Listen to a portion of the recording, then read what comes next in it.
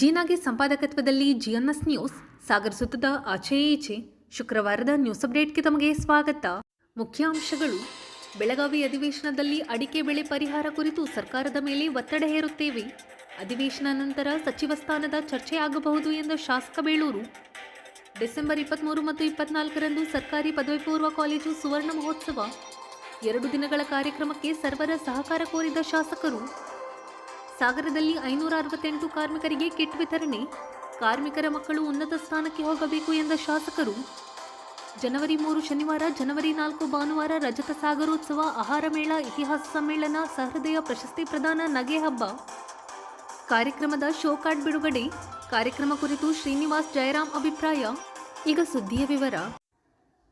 ಎಲೆ ಚುಕ್ಕೆ ಮತ್ತು ಹಳದಿ ಎಲೆ ರೋಗದಿಂದ ಫಸಲು ಕಳೆದುಕೊಂಡಿರುವ ಬೆಳೆಗಾರರಿಗೆ ಪರಿಹಾರ ನೀಡುವಂತೆ ಸದನದಲ್ಲಿ ಗಟ್ಟಿಯಾಗಿ ಸರ್ಕಾರವನ್ನು ಒತ್ತಾಯಿಸಲಾಗುತ್ತದೆ ಎಂದು ಶಾಸಕ ಹಾಗೂ ಅರಣ್ಯ ಕೈಗಾರಿಕಾ ಅಭಿವೃದ್ಧಿ ನಿಗಮದ ಅಧ್ಯಕ್ಷ ಗೋಪಾಲಕೃಷ್ಣ ಬೇಳೂರು ತಿಳಿಸಿದರು. ಸಾಗರದ ಪ್ರವಾಸಿ ಮಂದಿರದಲ್ಲಿ ಶುಕ್ರವಾರ ಸುದ್ದಿಗಾರರ ಜೊತೆ ಅವರು ಮಾತನಾಡುತ್ತಿದ್ದರು.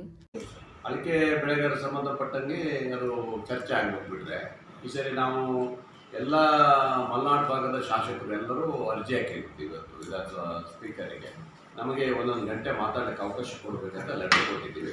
ಅದರ ಆಧಾರದ ಮೇಲೆ ನಾವು 1 ಗಂಟೆ ಚರ್ಚೆ ಮಾಡಬೇಕಂತಾಗಿದೆ. ಅದಕ್ಕೆ ಈಗ ನಿಮಗೆ ಮಧ್ಯಾಹ್ನ ಮೇಲೆ ಫುಲ್ ಚರ್ಚೆ ಕೊಡ್ತೀವಿ ಅಂತ ಹೇಳಿದ್ದಾರೆ ಸ್ಪೀಕರ್. ನಾವೆಲ್ಲ ಲೆಟರ್ ಕೊಟ್ಟಿದ್ದೀವಿ. ಅದ್ರ ಬಗ್ಗೆ ಅರ್ಧ ಗಂಟೆ ಮಾತಾಡ್ತೀವಿ.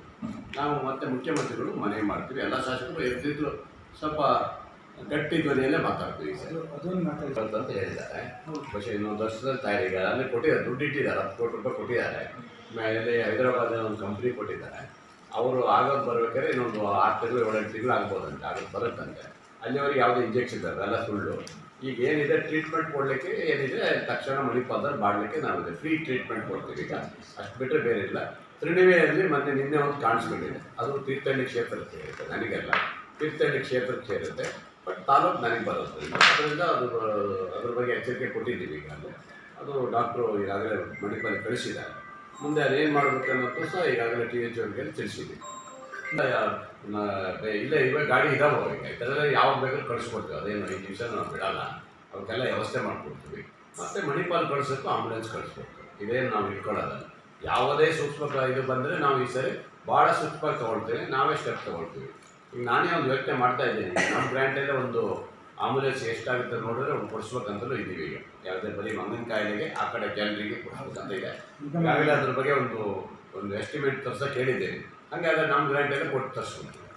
ಪಕ್ಷ ಆದಾಗ ಅಥವಾ ಒಂದು ದೊಡ್ಡ ಪಕ್ಷ ಆದಂತ ಬಂದ ಸಂದರ್ಭದಲ್ಲಿ ಇವೆಲ್ಲ ಸಹಜವಾಗಿರ್ತವೆ.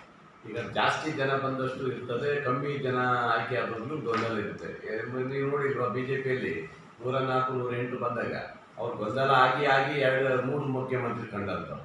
ಹಾಗಾಗಿ ನಮ್ಮಲ್ಲಿ ಏನಾಗಿದೆ ಅಂದರೆ ನಮ್ಮಲ್ಲಿ ಮೆಜಾರಿಟಿ ಜಾಸ್ತಿ ಇದ್ರೂ ಸಹ ಆದ್ಯತೆಗಳು ಕೊಡಬೇಕಾಗುತ್ತೆ. ಮಂತ್ರಿ ಸ್ಥಾನ ಕೇಳ್ತಾರೆ, ಮುಖ್ಯಮಂತ್ರಿ ಸ್ಥಾನ ಕೇಳೋರು ಇಲ್ಲೇ ಇರ್ತಾರೆ. ಇವೆಲ್ಲ ಸಹಜವಾಗಿ ಒಂದು ಪಕ್ಷದಲ್ಲಿ ಬರುತ್ತೆ. ಕೇಳೋ ಹಕ್ಕಿದೆ. ನನಗೆ ಮಂತ್ರಿ ಆಗಬೇಕಂದ್ರೆ ಕೇಳೋ ಹಕ್ಕಿದೆ, ಅದೇನು ತಪ್ಪಿಲ್ಲ. ಎಲ್ಲರಿಗೂ ಅವಕಾಶ ಇರುತ್ತೆ, ಕೇಳೋ ಹಕ್ಕಿದೆ. ಆದರೆ ಮುಖ್ಯಮಂತ್ರಿ ಅದನ್ನು ಆದಷ್ಟು ಬೇಗ ಕ್ಲಿಯರ್ ಮಾಡುವಂಥ ಕೆಲಸದಲ್ಲಿ ಅದನ್ನು ಮಾಡಬೇಕು. ಇಲ್ಲಾಂದರೆ ಪಕ್ಷದಲ್ಲಿ ಗೊಂದಲ ಆಗುತ್ತೆ, ಕಾರ್ಯಕರ್ತರು ಗೊಂದಲ ಆಗುತ್ತೆ, MLA ಗೊಂದಲ ಆಗುತ್ತೆ, ಮತ್ತು ಡಿವೈಡಿಂಗ್ ರೂಲ್ಸ್ ಬರೋವಂಥದ್ದಾಗುತ್ತೆ. ಅವೆಲ್ಲ ಬಿಟ್ಬಿಡ್ಬೋದು. ಹಾಗಾಗಿ ಮೊನ್ನೆ ನಡೆದಿರುವಂಥ ಅದರದ್ದು ಮಂತ್ರಿಮಂಡಲ ಮಾಡಬೇಕು, ವಿಸ್ತರಣೆ ಮಾಡಬೇಕು, ಇವೆಲ್ಲ ಬರಬೇಕಲ್ಲ. ಅದೆಲ್ಲ ಆದಮೇಲೆ ತಾನೇ ಇವೆಲ್ಲ ಶುರುವಾಗೋದು. ಈಗಾಗಲೇ ಚರ್ಚೆ ನಡೆದಿದೆ. ಇವ್ರದ್ದೇ ಚರ್ಚೆ ನಡೆಯೋದ್ರೊಳಗೆ ನಮ್ಮದು ಬಂದ್ ಮಾಡಿರ್ತಾರೆ. ಹಾಗಾಗಿ ಬಹುಶಃ ಈ ಅಸೆಂಬ್ಲಿ ಆದಮೇಲೆ ಅದೇನಾದ್ರು ಒಂದು ಚರ್ಚೆ ಆಗ್ಬೋದು. 8ನೇ ತಾರೀಕೇನೋ 9ನೇ ತಾರೀಕೆ ಡೆಲ್ಲಿ ಬರೋಕ್ಕೆ ಇಬ್ಬರು ಹೋಗ್ಬೋದು, ನಮ್ಮ ಮುಖ್ಯಮಂತ್ರಿಗಳು, ಉಪಮುಖ್ಯಮಂತ್ರಿಗಳು. ನಾವು ಹೋಗ್ತಾ ಇದ್ದೀವಿ. 13-14 ಡೆಲ್ಲಿಗೆ ಹೋಗ್ತಾ ಇದ್ದೀವಿ ಎಲ್ಲರೂ. ನಾವು ಈ ನಮ್ಮ 224ನೇ MLA ಸಹ ಡೆಲ್ಲಿಗೆ ಹೋಗಲಿಕ್ಕೆ ಯಾವುದೋ ವೋಟ್ ಶೋ.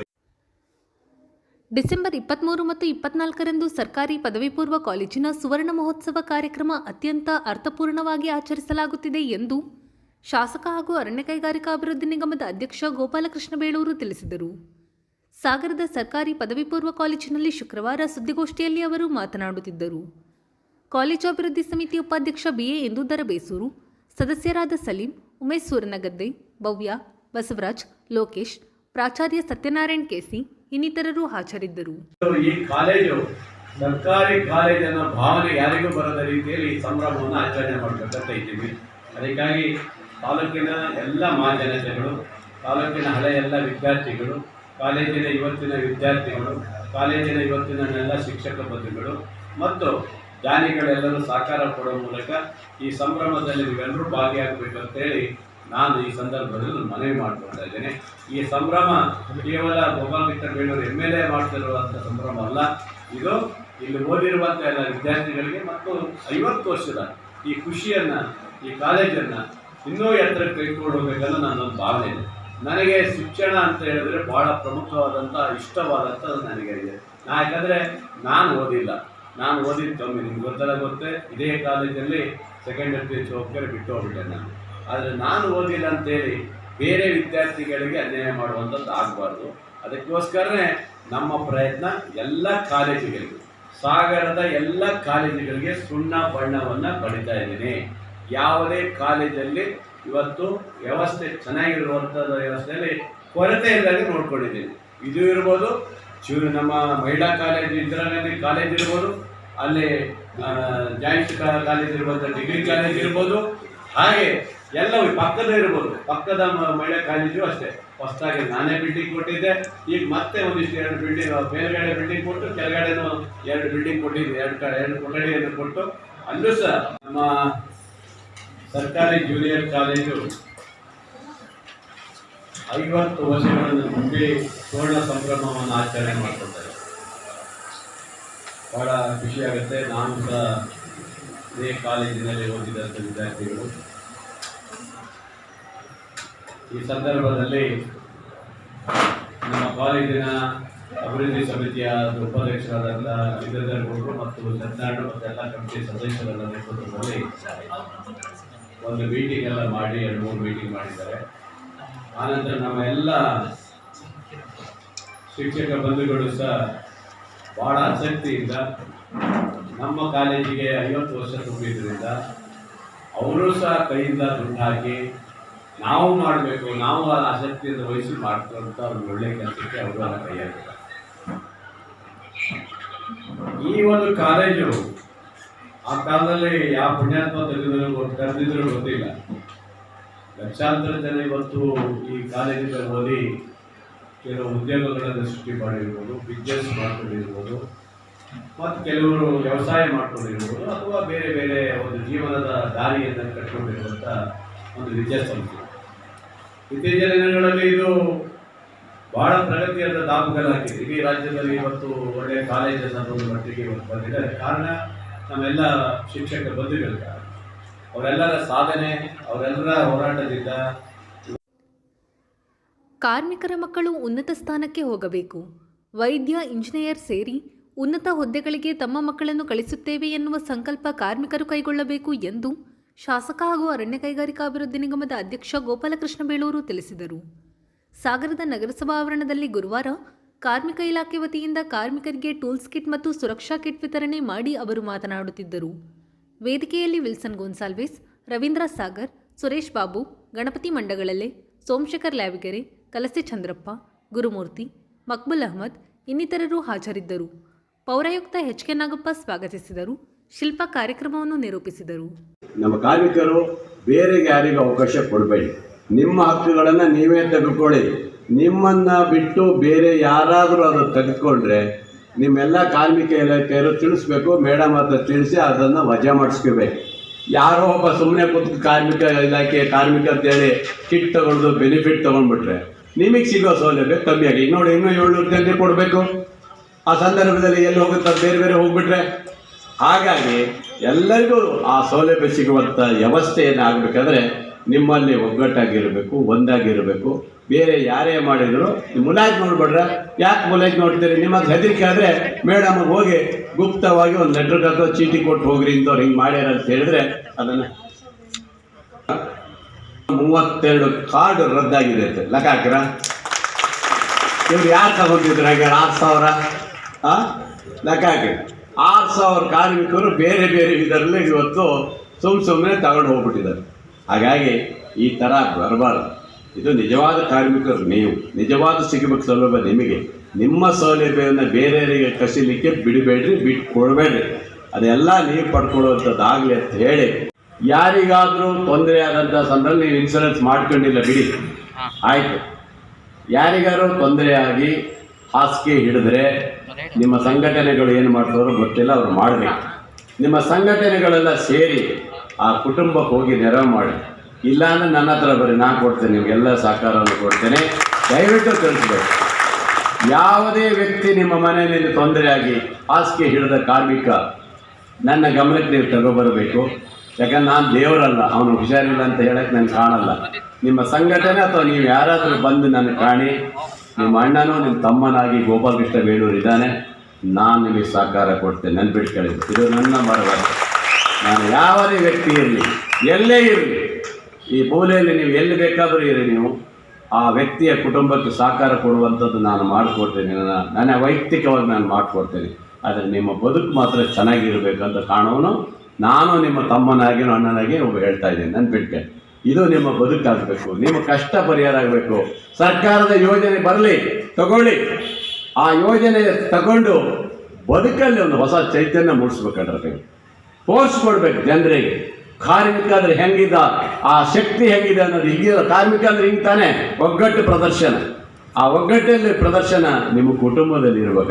ಜನವರಿ 3 ಮತ್ತು 4ರಂದು ರಜತ ಸಾಗರೋತ್ಸವ ಅತ್ಯಂತ ವಿಶೇಷವಾಗಿ ಆಯೋಜಿಸಿದೆ.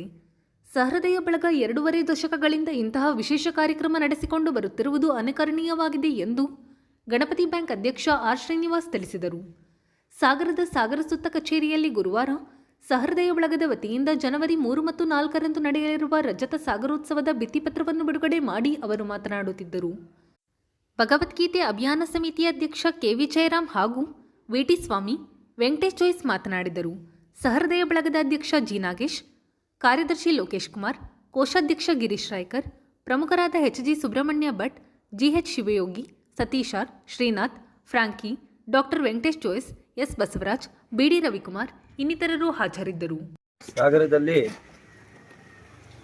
ಜಿ ನಾಗೇಶ್ ಅವರ ಒಂದು ತಂಡ ಸಹೃದಯ ಬಳಗ ಸಾಗರ ಉತ್ಸವ ಕಾರ್ಯಕ್ರಮವನ್ನು ತುಂಬ ವರ್ಷಗಳಿಂದ ಮಾಡ್ತಾ ಬಂದಿದ್ದಾರೆ. ಈಗ 25ನೇ ವರ್ಷಕ್ಕೆ ಕಾಲಿಟ್ಟಿದೆ. ಈಗ ಅವರು ಕಾರ್ಯಕ್ರಮ 25ನೇ ವರ್ಷ ಜನವರಿ 3-4ರಂದು ಮಾಡ್ತಾ ಇದ್ದಾರೆ.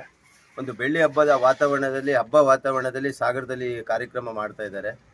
ನಾವು ನೋಡಿದ್ದೀವಿ, ಪ್ರತಿ ವರ್ಷ ಕೂಡ ಅವರ ಕಾರ್ಯಕ್ರಮದಲ್ಲಿ ಸಾಧಕರನ್ನು ಕರೆದಿ ಸನ್ಮಾನ ಮಾಡುವ ಮೂಲಕ ಗುರುತಿಸಿ ಯಾರಿಗೆ ಸಿಗಬೇಕು ಆ ಸನ್ಮಾನ ಅಂಥವರಿಗೆ ಇವತ್ತು ಜಿ ನಾಗೇಶ್ ಅವರ ಸಹೃದಯ ಬಳಗದ ತಂಡದವರು ಮಾಡ್ತಾ ಇದ್ದಾರೆ. ಆ ಕಾರ್ಯಕ್ರಮ ಸಂಪೂರ್ಣವಾಗಿ ಯಶಸ್ವಿಯಾಗಿ ಸಾಗರದ ಜನತೆ ಸಮಸ್ತ ಸಾಗರ ಜನತೆ ಹಾಗೂ ಸುಗಮ ಸಂಗೀತ ಹಾಗೂ ಕೆಲವೊಂದು ನೃತ್ಯ ಕಾರ್ಯಕ್ರಮಗಳು, ಪ್ರತಿಯೊಂದು ಕಾರ್ಯಕ್ರಮಗಳು ಕೂಡ ಅವರು ಏರ್ಪಡಿಸಿದ್ದಾರೆ. ಹಾಗೆ ನಗೆ ಹಬ್ಬ ಪ್ರತಿ ವರ್ಷ ನೋಡ್ತೀವಿ. ಈ ಸಾಗರದಲ್ಲಿ ಒಂದು ಒಳ್ಳೆ ರೀತಿ ಮನೋರಂಜನಾ ಕಾರ್ಯಕ್ರಮ ಇದೆ ಅಂದರೆ ಸಹೃದಯ ಬಳಗ ಅವರ ನಾಗೇಶ್ ಅವರ ತಂಡ ಅಂತ ಹೇಳಕ್ಕೆ ಇಷ್ಟಪಡ್ತೀನಿ. ಯಾಕಂದರೆ ಅದರಿಂದ ಈಗ ಸುಮಾರಷ್ಟು ಕಾರ್ಯಕ್ರಮ ಸಾಗರದಲ್ಲಿ ನಡೆಯೋಂಗಾಗಿದೆ.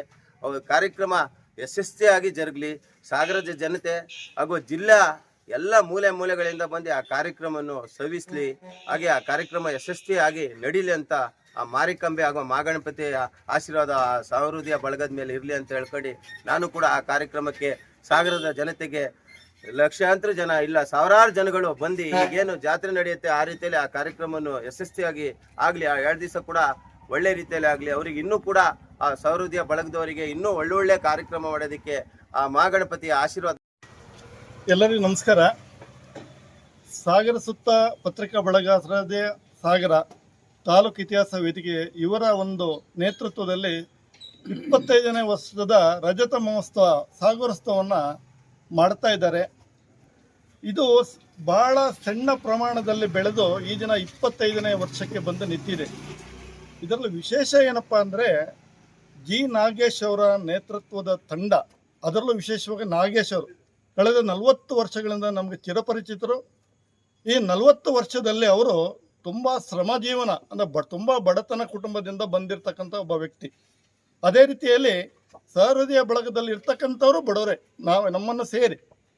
ಆದರೆ ಈ ಒಂದು ಕಾರ್ಯಕ್ರಮ ಮಾಡಬೇಕು ಅಂದರೆ ಎಲ್ಲರ ಇಡೀ ಸಾಗರದವರ ಒಂದು ಪ್ರೋತ್ಸಾಹ. ಯಾಕೆಂದರೆ ಈ ಒಂದು ಕಾರ್ಯಕ್ರಮ ಮಾಡೋಕ್ಕೆ ಬಡವ ಬಲ್ಲಿದ ಶ್ರೀಮಂತ ಅನ್ನೋದಕ್ಕಿಂತ ಈ ಒಂದು ದೊಡ್ಡ ಮಟ್ಟದ ಒಂದು ಕಾರ್ಯಕ್ರಮವನ್ನು ಈ ನಾಗೇಶ್ ಅವ್ರ ನೇತೃತ್ವದಲ್ಲಿ ಏನು ಮಾಡ್ತಾ ಇದ್ದಾರೆ, ಇಡೀ ಸಾಗರದ ಉತ್ಸವದಲ್ಲಿ ಒಂದು ಹೆಗ್ಗಳಿಕೆಯ ವಿಚಾರ ಅಂತ ಹೇಳೋದ್ರಲ್ಲಿ ತಪ್ಪಾಗಲ್ಲ. ಯಾಕಂದರೆ ಹಣ ಇದ್ದವರು ಎಲ್ಲ ಕಾರ್ಯಕ್ರಮ ಮಾಡ್ತಾರೆ, ಆದರೆ ಬಡತನದಲ್ಲಿ ಬಂದಿರತಕ್ಕಂಥ ವ್ಯಕ್ತಿ ಎಲ್ಲರನ್ನು ಸ್ನೇಹಿತರನ್ನು ಒಗ್ಗೂಡಿಸಿ ಈ ಒಂದು ಕಾರ್ಯಕ್ರಮವನ್ನು ಮಾಡ್ತಾ ಇದ್ದಾರೆ. ಇದು ಒಂದು ಇತಿಹಾಸದಲ್ಲಿ ನೆನಪುಳಿಯುವಂಥ ಒಂದು ಕಾರ್ಯಕ್ರಮ.